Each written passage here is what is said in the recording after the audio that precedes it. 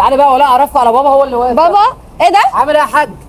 اهلا يا ابني، ازيك يا جيمي؟ دي خطيبتي ولا ايوه ازيك ده يا ازاي بنت؟ ده ان شاء الله؟ قول لي ازاي انت عايز داخل علينا بالكذب وابويا وعمارات وكافيه وصاحب الكافيه في ومش بس عارفه فهموني شركات. في غلط بلا تفهمني بلا كمان افهمك. انا اللي عايز افهم مين يا ابني دول. كمان يا عمو مش معرفك ان دي خطيبته؟ يا لا بقول لك ايه، طلع ابوه عامل هنا وملوش. بقول لك ايه يا جيمي، عامل.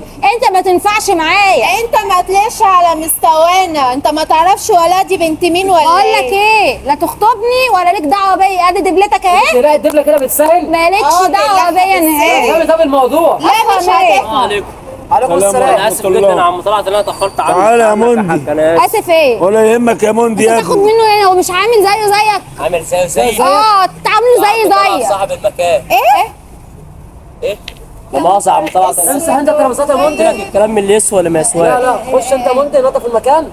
على فكره دوت بابا ماشي، ودوت صاحب الفندق المكان اللي انتوا اصلا فيه. ايوه وانت ما ادتنيش اصلا فرصه ان انا افهمك. يا جيمي ثانية هقول لك على حاجة. شيل ايه بس وسبت ايه؟ بص حقك عليا يا حاج والله انا جبتهم وقلت لك ان دي خطيبتي. يا ابني خطيبتك ايه ده؟ ايه الاشكال اللي اتلميت عليها دي منين؟